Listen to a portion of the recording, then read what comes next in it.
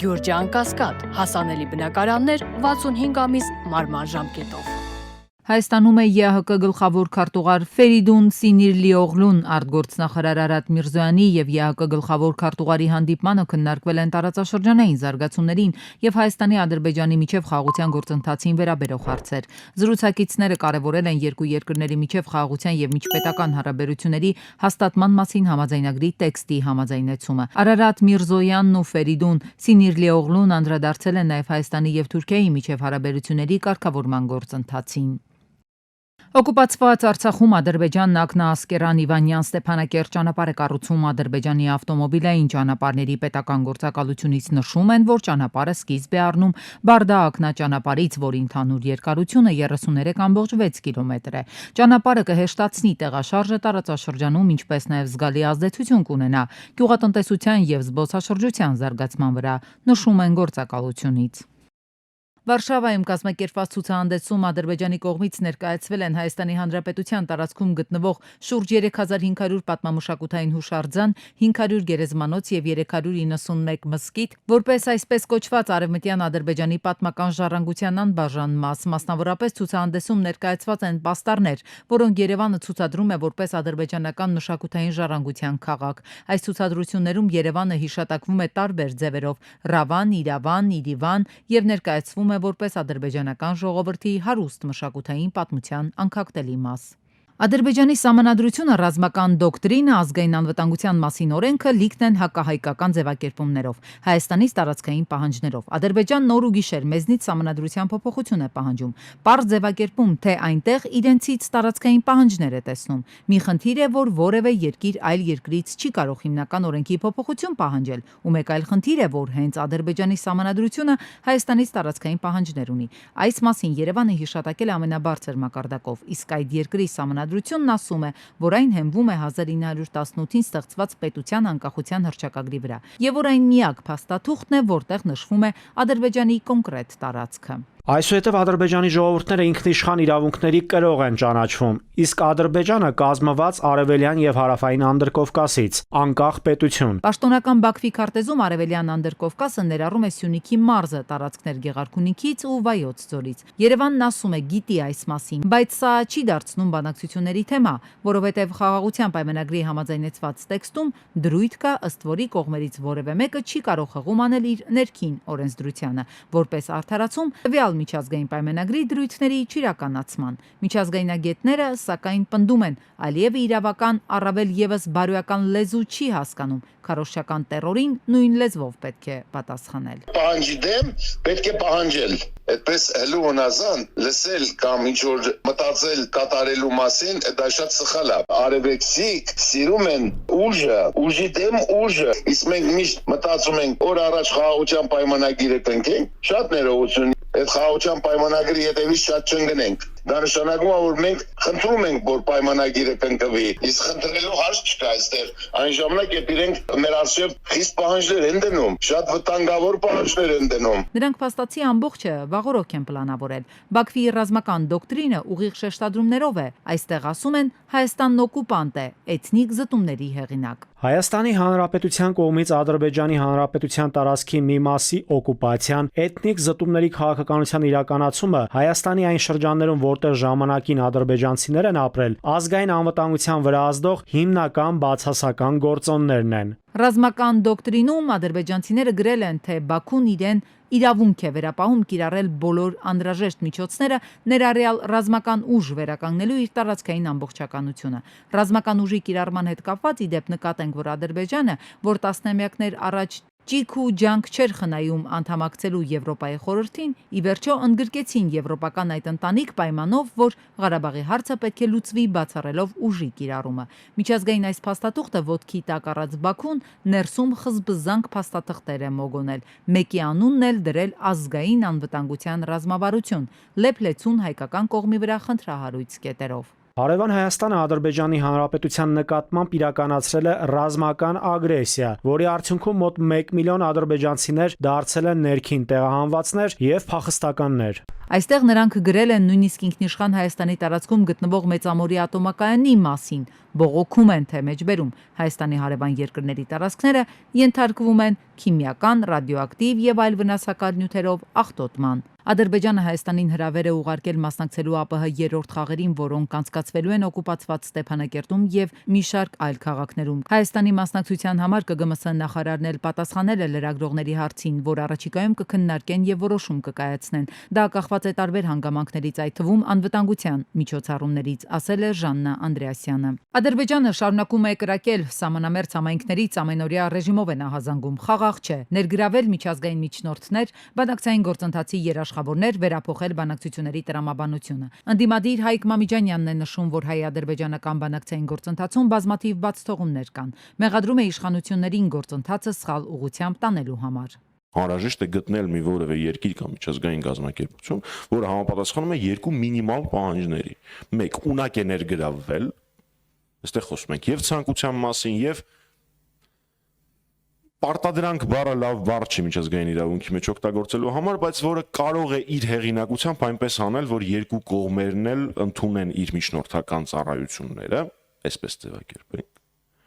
Եվ երկրորդ, որը այս կամ այն կերպ ներգործություն եւ ներկայություն ունի տարածաշրջան։ Մամիջանյանն ասում է, որ ադրբեջանական կողմից անընդհատ գեներացվելու են նոր պահանջներ, քանի դեռ հայկական կողմը զիջման մոտեցում է որդեգրել։ Ընդդիմադիր Մյուս ուժի Հայաստան խմբակցության падգամավոր Քրիստինա Վարդանյանը եւս կարծում է, թե Ադրբեջանը զիջումներ կորզելու նպատակով շարունակելու է սահմանային իրավիճակը անկայունացնել։ Անդրադառնալով այդ միջադեպերին ձևակերպում է, թե վերջին 5 տարիներին ադրբեջանական կողմը սովորել է, որ սպառնալիքի լեզվով խոսելով, տեղեկատվական ահաբեկչություն իրականացնելով ստանում է ավելին, քան կարող է պատկերացնել։ Որովհետև ինքը պարզապես պատերազմի սպառնալիքով անցած տարի Տավուշում ստացել է Տավուշյան առաջնագծի կազմաքանդում։ Իշխանականները հաստատում են, Բաքուն սահմանային լարվածությունը տակ պահելով ամեն անգամ փորձում է իրավիճակը տանել դեպի նոր էսկալացիա։ Քաղաքացիական պայմանագրից ասում են, իշխանությունն իր հերթին փորձում է դա թույլ չտալ, ինչ վերաբերում է հայկական պաշտպանական գերատեսչության հայտարարություններին,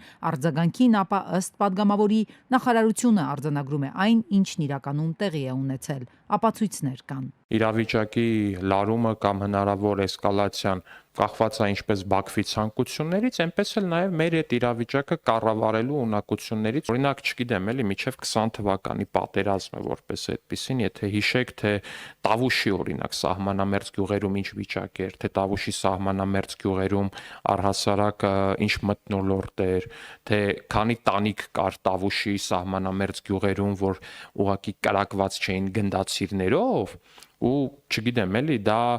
համեմատելու չի։ Իսկ ինչով է պայմանավորված էսկալացիայի վտանգը, ինչ նպատակ է փորձում իրագործել Բաքուն այս քայլով։ Ինքը իշխանական падգամավորը լրագրողին պատասխանում է. «Չեմ կարող ասել, ճիշտ կլինի այդ հարցը իրենց տակ»։ 49 միլիոն դրամի մարդասիրական օգնություն Սիրիայի բնակչության այս մասին որոշումն ընդունվել է կառավարության նիստում։ Փոխանցվող գումարը ներքին գործերի նախարարությանը կհատկացվի կառավարության պահուստային ֆոնդից։ Հիշեցնենք, Հայաստանի կառավարության կողմից հատկացված առաջին օգնությունը Սիրիա տեղափոխվեց մարտի 21-ին։ Հումանիտար բեռների տեղափոխման նպատակով հայ-թուրքական սահմանի մարգարեի անցակետը 10 օրով բացվեց, 4 բեռնատար հատեց անցակետը։ Չինաստանը խոստանում է խիստ միջոցներ բոլոր նրանց դեմ, ովքեր կմիանան Պեկինի դեմ Վաշինգտոնի առևտրային պատերազմին։ Նման մոտեցումն ի վերջո կտապալի երկու կողմին էլ եւ կվնասի մյուսներին, հայտարարել է Չինաստանի առևտրի նախարարը։ Վան Վենտաուի խոսքը պատասխան էր ԱՄՆ վարչակազմի ծրագրի, որը նախատեսում է մյուս երկրների հետ մաքսատուրքային բանակցություններն օգտագործել նրանց վրա ճնշում գործադրելու համար, սահմանափակելու Չինաստանի հետ այդ պետությունների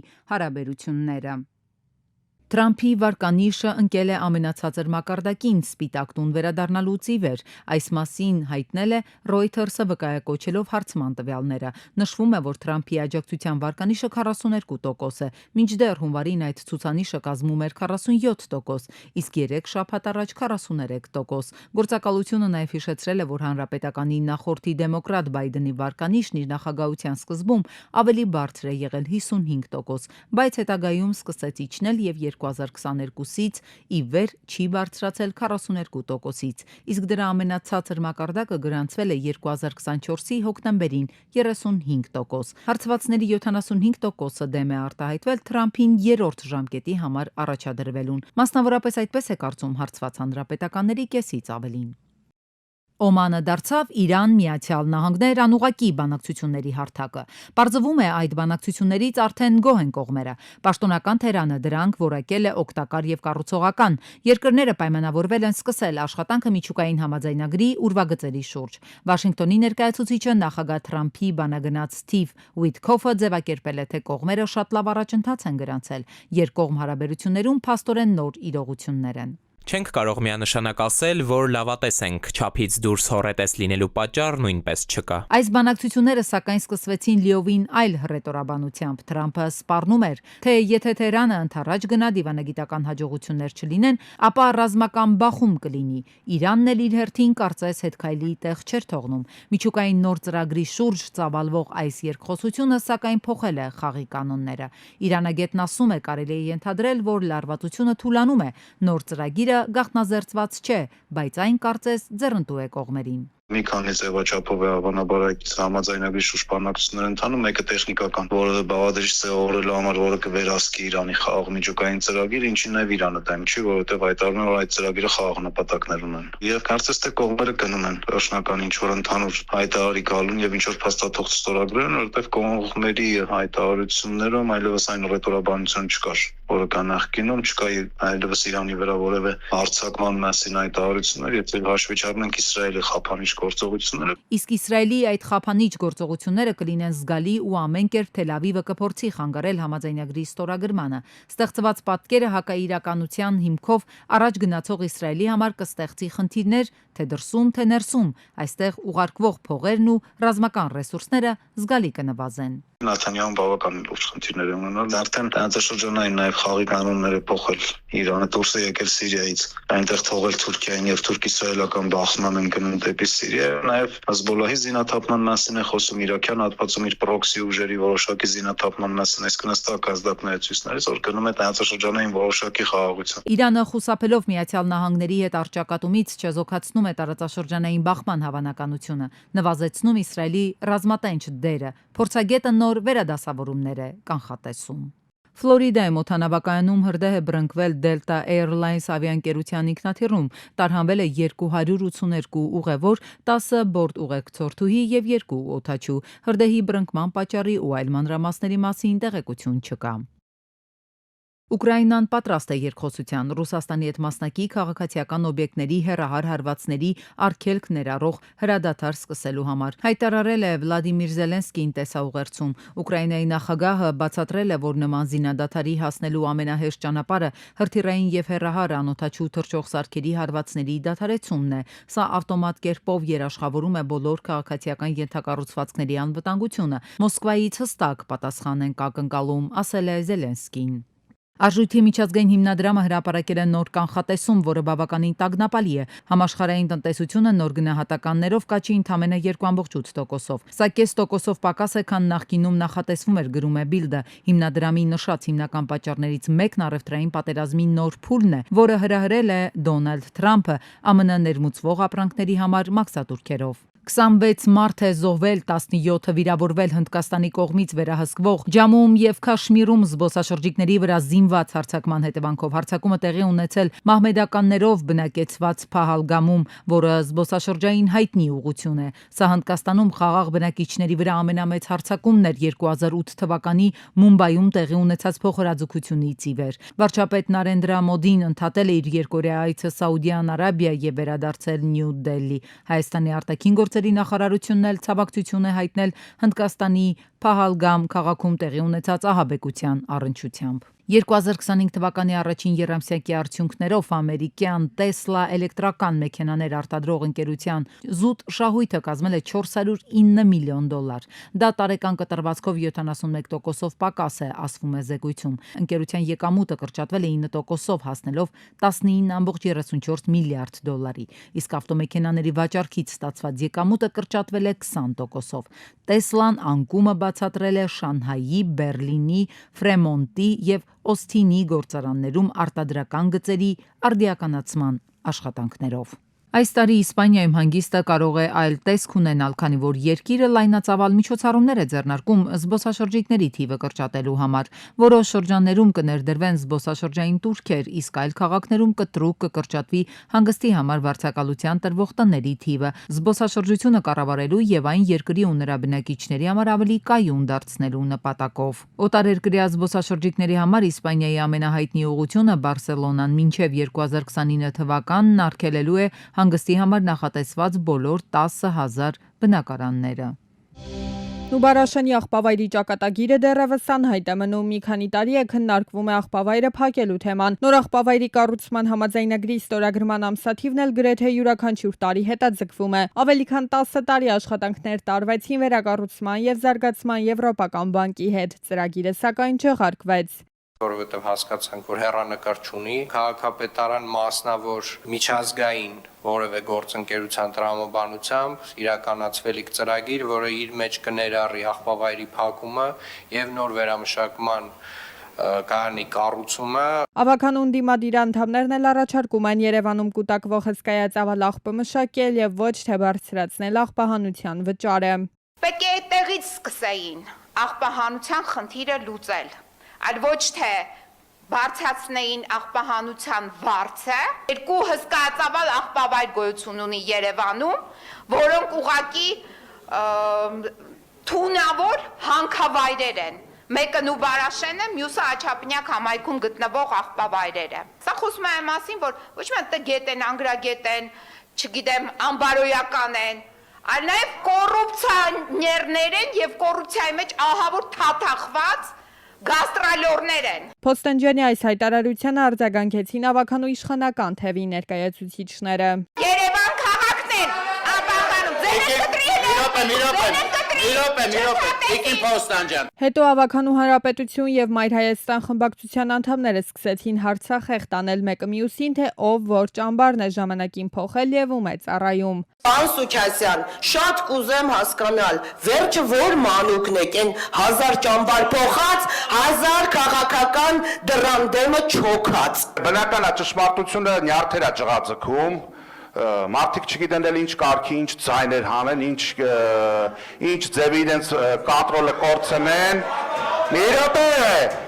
Հունվարի 1-ից աղբահանության վճարի հաշվարկումը կատարվում է ըստ բնակարանի մակերեսի 1 քառակուսի մետրի համար 13 դրամ։ Նախկինում աղբահանության վճարը կատարվում էր ըստ բնակարանում գրանցված անձանց թվի անձը 200 դրամ։ Քաղաքապետարանը որոշել է մի շարք խմբերի համար աղբահանության վճարների արտոնություններ սահմանել։ Չեն վճարի մարտական գործողությունների, Արցախյան պատերազմների, հակառակորդի հետ շփման գծում մարտական հերթապահության կամ հատուկ առաջադրանքներ կամ ծառայողական պարտականություններ կատարելու ժամանակ զոհված, գերեվարված, անհետ կորած կամ անհետ բացակայող ճանաչված անձանց ընտանիքի անդամները։ Ռազմական գործողությունների ժամանակ առաջին կամ երկրորդ խմբի հաշմանդամություն ձեռք բերած զինծառայողները աղբի համար չեն վճարի բաժնային սեփականության իրավունքի դեպքում իրենց բաժնի մասով։ Աղբի համար չեն վճարի նաև միայնակ չաշխատող կենսաթոշակառուները բաժնային սեփականության իրավունքի դեպքում իրենց բաժնի մասով։ Արտոնություն է սահմանվել նաև ամսական մինչև 10 կիլովատ էլեկտրաէներգիա սպառող բնակելի նպատակային նշանակության շենքերում ապրողների համար։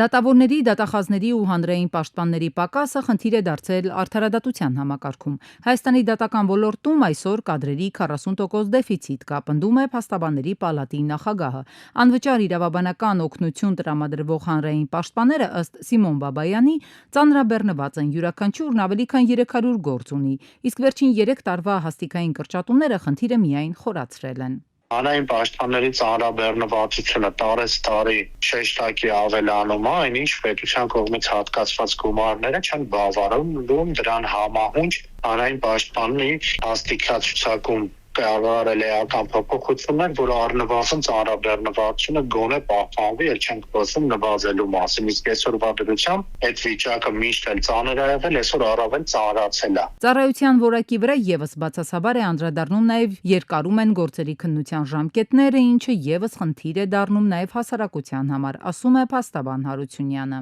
Խնդիրը ինքնին նաեւ դեմեց ֆինանսական ռեսուրս է ենթադրում ու մոտավորապես 3 անգամ ինքը նախատեսվում է գումարի չափ ավելանա, որպեսզի համահունչ կարողանան 40%-ին ապահովեն։ Դրա արդյունքում ուզում են եւ քաղաքացիները, այսինքն անձիկ, ովքեր դատական պաշտպանություն են հայցում, որովհետեւ իրենց գործերը դատարանը որ ներկայացվում է, եթե պետք է քննվի օրինակ մի տարում, քննվում է 2 տարում։ Ու ծանրավիճակը հատկապես վարչական արդարադատության բլոկում։ Վերաքննիչ վարչական դատարանում գործերի գրեթե կեսը անավարտ են մնում։ Դատական ծանրաբեռնվածությունը երբեմն արտասովոր իրավիճակների է բերում։ Փաստաբանական համայնքում ասում են, ծանրաբեռնվածության պատճառով հաճախ չեն պահպանվում դատական ակտերի կայացման ու հրապարակման ժամկետները։ Դատավորների սակավաթիվ լինելն էլ պայմանավորվում է նաև դատարանների ոչ բավարար տեխնիկական ու շենքային պայմաններով, ինչը ևս կապված է ֆինանսավորման հետ։ Պարբերաբար օրենսդրական փոփոխությունների միջոցով փորձ է արվում թեթևացնել դատարանների ծանրաբեռնվածությունը, մասնավորապես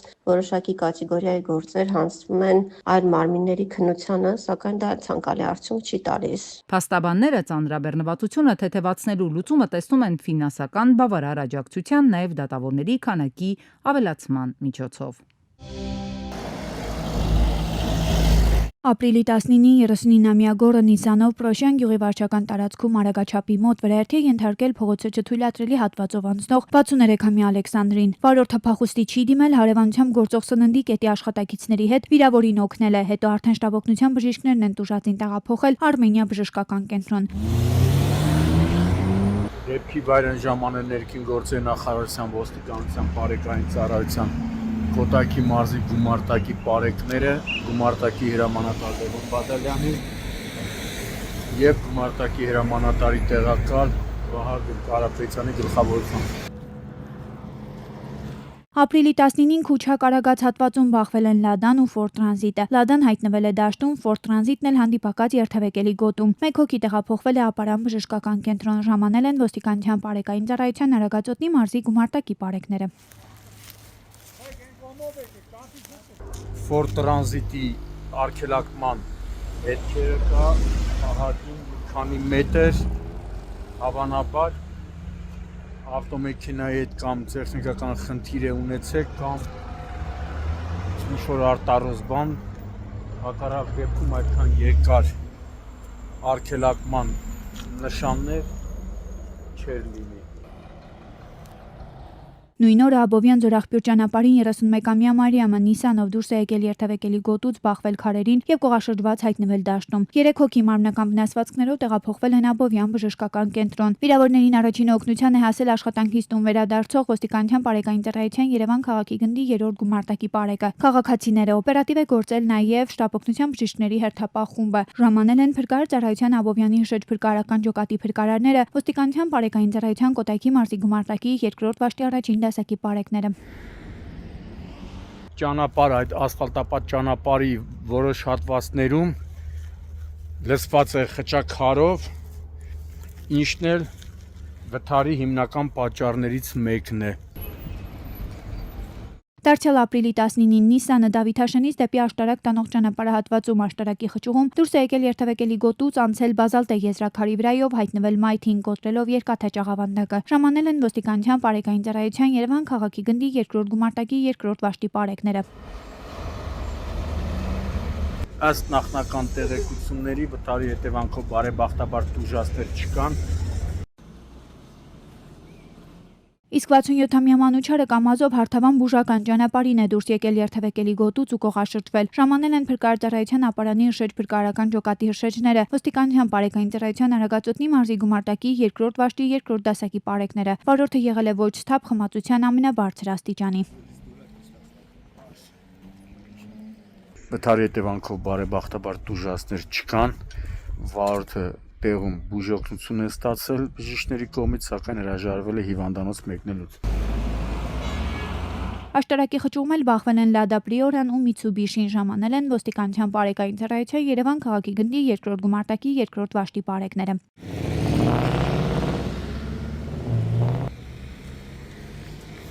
Ապրիլի 19-ին Աբովյան Ձորախպյուր ճանապարհին էլ բախվել են Մերսեդեսն ու BMW-ն։ Ժամանել են ոստիկանության բարեկային ծառայության Կոտայքի մարզի գումարտակի 2-րդ վաշտի առաջին դասակի պարեկները։ Վարորդները եղել են սթափ։ Դարձյալ ապրիլի 19-ին Արարատ գյուղի վարչական տարածքում Toyota-ն դուրս է եկել երթևեկելի գոտուց եւ կողաշրջված հայտնվել դաշտում։ Մեկ հոգի տեղափոխվել է Արարատ բժշկական կենտրոն, վիրավորին առաջին օգնության են հասել քաղաքացիները։ Օպերատիվորեն ժամանած Արարատ բժշկական կենտրոնի շտապօգնության բժիշկների հերթապահ խումբը։ Օպերատիվորեն ժամանել են նաեւ Փրկարարծարայության Արարատի հրշեջ փրկարարական ջոկատի հրշեջ փրկարարները, ոստիկանության Պարեկային ծառայության Արարատի մարզի գումարտակի երկրորդ վաշտի պարեկները։ Նրանք դեպքի վայրում հայտնաբերել են BMW, որը հնարավոր է վթարի մասնակից է։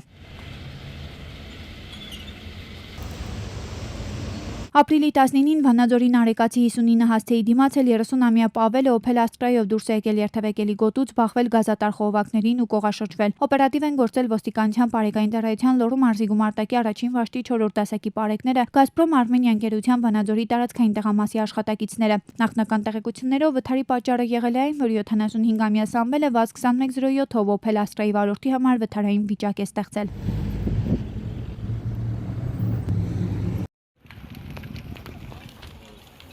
Եվ ապրիլի 20-ին խոշոր հրդեհ է բռնկվել Նոր-Նորք վարչական շրջանի 9-րդ զանգվածում, այգեգործների 30 հասցեում, այրվել է կենցաղային աղբ եւ կուտակված անվադողեր։ Օպերատիվ են գործել հրշեջները, ոստիկանության Պարեկային ծառայության Երևան քաղաքի գնդի առաջին գումարտակի առաջին վաշտի պարեկները։ Տեղում էր Երևանի շտապօգնության բժիշկների հերթապահ խումբը, իսկ Տիգրան Ավինյանի հանձնարարականով ժամանել էին քաղաքապետարանի եւ Նոր-Նորք վարչական շրջանի ղեկավարի աշխատակազմից։ Հրշեջ փրկարարները վտանգելով իրենց կյանքը մեծ դժվարությամբ պայքարել են կրակի դեմ։